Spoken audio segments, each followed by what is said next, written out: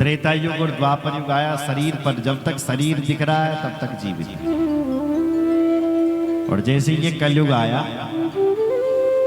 कलयुग में हमारे प्राण केवल अन्न में, अन्न मात्र का जीवन। अगर तुम भोजन नहीं करोगे तो भाई जा सकते हो संसार से। इसलिए हमारा प्राण बल्य केवल अन्न पर छो, अन्न मात्र का जीवन, अन्न पर छो प्राण। केवल हड्डियां दिख रही है महात्मा। दिव्यम वर्ष सहस्त्रम तो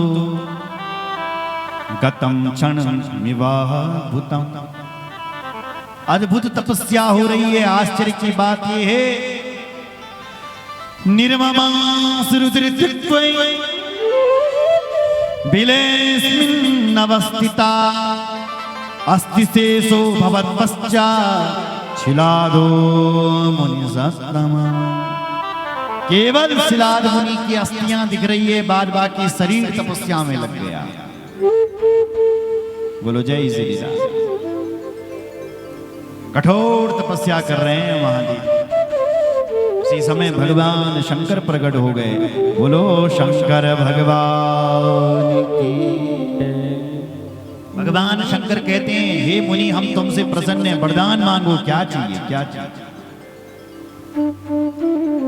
शिलाद मुनि ने कहा, है महाराज अगर आप देना चाहते हो तो मुझे पुत्र दो। महिषा यदि तुष्टोसि यदि वा वरदस्य मे इच्छामि वत्समं पुत्रं मृत्युहीन मयो निजम। हे महेश, हे भगवान शंकर, यदि बल आप मैं से प्रसन्न छो तो आप मुझे पुत्र दे दो। कैसा पुत्र? जिसकी कभी मृत्यु ना हो और जिसका जन्म मां के गर्भ से भी ना हो।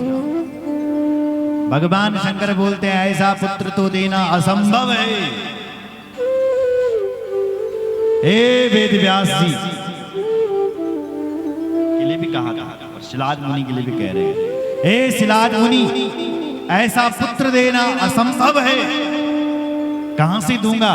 पर तुमने तपस्या बहुत की है, इसलिए मैं ही तुम्हारा पुत्र बनूंगा। कहा मैं ही तुम्हारा पुत्र बनूंगा और कालांतर में मैं नंदी नाम से प्रसन्न हो जाओ, प्रसिद्ध हो जाओ। तब पुत्रो भविष्यामि नंदी नामना त्वयो निजा पिता भविष्यामि मम पितृर्वै जगतः मुनि। हे मुनि मैं ही तुम्हारा पुत्र बनकर के आऊंगा और मेरा नाम बल नंदी होगा और मैं नंदी नाम से प्रसन्न होगा, प्रसिद्ध होगा। बोलो जय श्री राम। इतना कहकर के भगवान शिव वहां से अंतर्धान हो गए। महाराज समय बीता, शिलाद मुनि घर आया और एक दिन महात्मा शिलाद यज्ञ कर रहे थे। क्या कर रहे थे? यज्ञ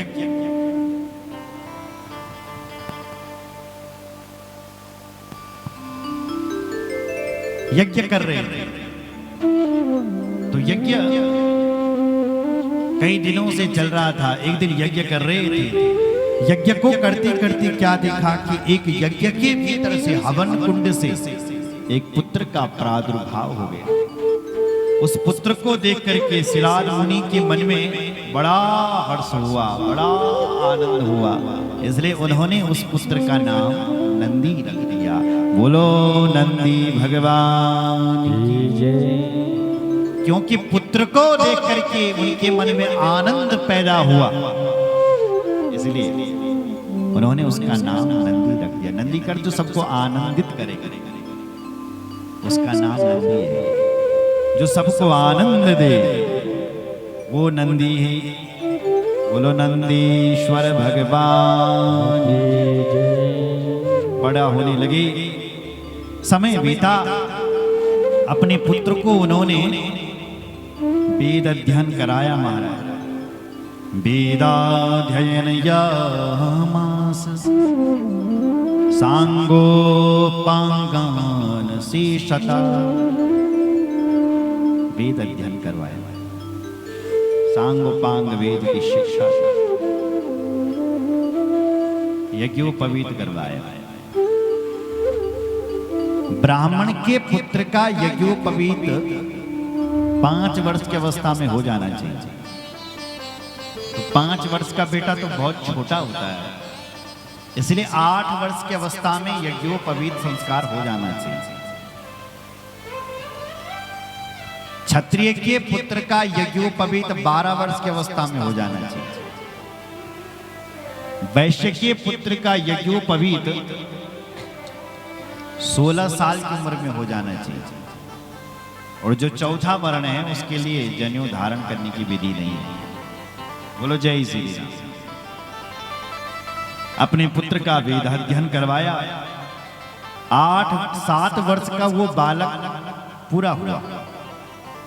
एक दिन मित्रा वरुण इनके घर पर चल कर के आया, और वरुण देव ने जब उस नंदी भगवान को देखा तो बड़े हर्षित हो गए, प्रसन्न हो गए। नंदी पर दृष्टि गई तो सिलाद जी से कहने लगी, आपका पुत्र है? बोले हाँ। बोले मैं ये देख रहा हूं कि आपका जो पुत्र है वो 1 साल के भीतर मरने वाला है। क्या कहा? ठीक कह रहे हैं आपका पुत्र 1 साल के भीतर मर जाएगा। सिलाद मुनि रोने लगे, कहा हे महाराज आप क्या कह रहे हैं? भगवान शंकर ने कहा था कि ये कभी मरेगा ही नहीं, और आप कह रहे हैं कि 1 वर्ष के अंदर मर जाएगा। इसकी आयु बहुत कम।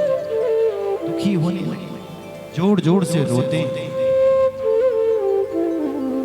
दुखम ते कुतः उत्पन्नम ज्ञातुम् इच्छामि तत्त्वतः। उनके भीतर दुख उत्पन्न हुआ, जोर जोर से रोने लगे। अपने पिताजी को नंदी समझाते, हे पिताजी रो।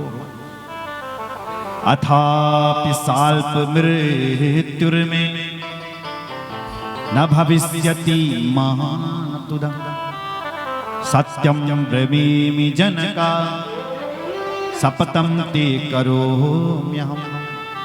नंदी कहते हैं, हे पिताजी मैं आपको शपथ पूर्वक कहता हूं कि मैं नहीं मरूंगा, नहीं मरूंगा 1 साल बाद। बोले बेटा यहाँ तो इनके कम जो तुम मरेगा नहीं। मित्रा वरुण तो कह रहे हैं कि तुम मरोगे। सत्यम ब्रवीमि जनका सपतम ते करो। मैं शपथ खा करके जनक हे पिता कह रहा हूं कि मैं नहीं मरूंगा। बोले तू क्या करेगा? बोले हे पिता मैं महादेव का भजन करूंगा।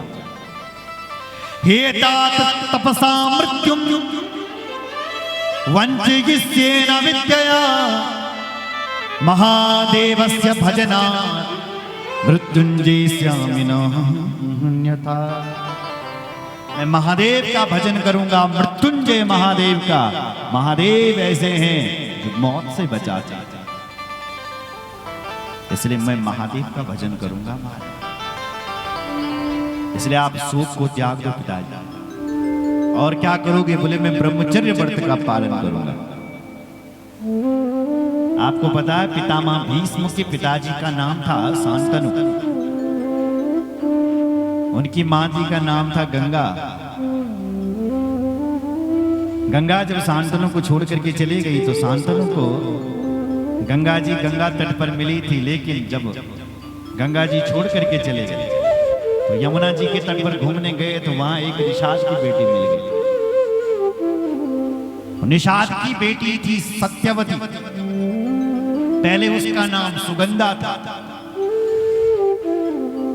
पहले उसका नाम मत्स्यगंधा था, क्योंकि वो मछुआरे की बेटी, मच्छी की खुशबू मच्छी के पेड़ से निकली तो उसका नाम मत्स्यगंधा रखा।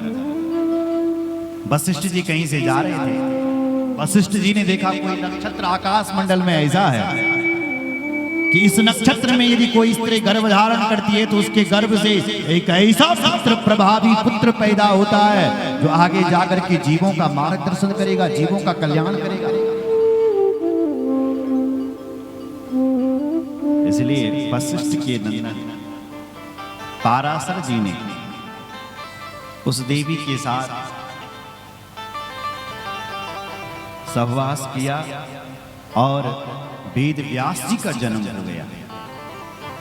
वेद व्यास जी जिन्होंने इन पुराणों की रचना करी है महाराज, और उस देवी को प्रदान, बहुत सारे प्रदान लेकर के वहां से पाराशर जी चले गए। आगे जाकर के जब उस बालक को जन्म दिया उस देवी ने, सुनो जरा, आकाशवाणी हुई, हे देवी आज से तुम्हारा नाम मत्स्यगंधा से सुगंधा से तुम्हारा नाम सत्यवती पड़ जाएगा। उसी देवी का नाम आगे जाकर के सत्यवती हुआ। इसलिए व्यास जी की माता का नाम क्या है? सत्यवती। सुन रहे हो? वो व्यास जी की माता सत्यवती आगे जाकर के भीष्म पितामह की भी माता जी कहलाए सत्यवती, क्योंकि सत्यवती ने एक पुत्र को यानी वेद व्यास जी को जन्म देकर के पुनः उनका विवाह महाराज शांतनु से हुआ। उनके पिताजी नहीं देना चाहते थे अपनी बेटी को कि मैं नहीं दूंगा, बूढ़ा राजा शांतनु कहां दूंगा अपनी बेटी को। लेकिन अनुनय विनय करी किसने? उनका पुत्र शांतनु का पुत्र देवव्रत, जिसका नाम गंगे था। उसने कहा कि हे महाराज निषाद अपनी बेटी को मेरे पिताजी को दे दीजिए, क्योंकि उनको पसंद आ गई। तब उसने शर्त लगाई कि हे पुत्र सुनो, मेरी शर्त है कि मेरी बेटी से जो बेटा पैदा होगा वही हस्तिनापुर का राजा बनेगा, तुम नहीं। तो पितामह ने यानी शांतनु के पुत्र देवव्रत ने, गंगे ने यह शर्त स्वीकार करी कि मैं शादी नहीं करूंगा और ना ही मैं राजा बनूंगा, मैं नहीं बनूंगा। उसने कहा कि कल के दिन तूने विवाह कर लिया, तेरा पुत्र हो गया तो,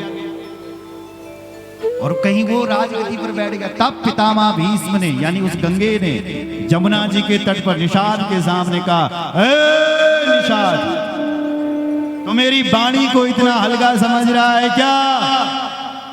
ए निषाद, मैं भगवान सूर्य को साक्षी मान करके और यमुना जी के जल को हाथ में लेकर के प्रतिज्ञा करता हूं कि मैं हमेशा ब्रह्मचर्य व्रत का पालन करूंगा, और यदि मैंने कभी अपनी प्रतिज्ञा को तोड़ा तो मैं अपने पुरखों को, अपने पूर्वजों को अपना कभी मुंह नहीं दिखाऊंगा। ये मेरी कठोर प्रतिज्ञा है। और तेरी बेटी के गर्भ से जो बेटा पैदा होगा वही हस्तिनापुर का राजा बनेगा। जा।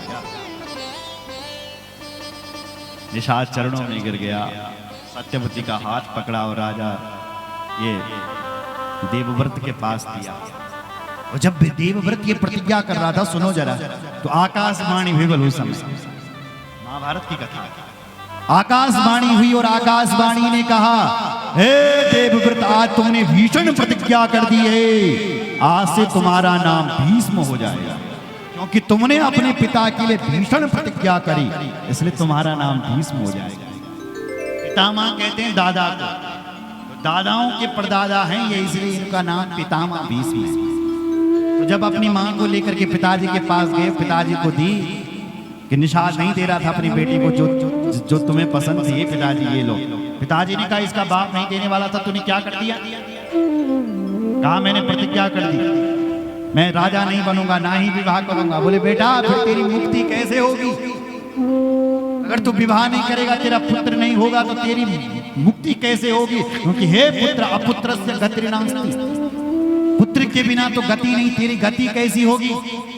पितामह ने कहा, हे पिताजी, मुझे ऐसी सस्ती गति नहीं चाहिए जो बेटे के हाथों से हो।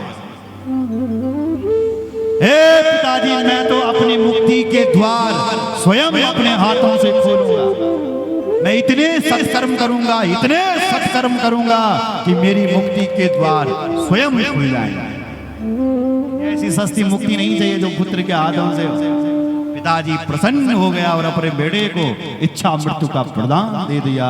हे पुत्र, अगर तू मेरे लिए इतनी बड़ी प्रतिज्ञा करता है तो मेरा भी प्रण है, जब तक तू नहीं जाएगा तब तक तेरी मौत ही नहीं होगी। इच्छा मृत्यु का वरदान दिया। सुन रहे माताओं सज्जन, इसलिए कह रहे हैं, ये नंदी भी तो यही कह रहे हैं, हे पिताजी मैं ब्रह्मचर्य व्रत का पालन करूंगा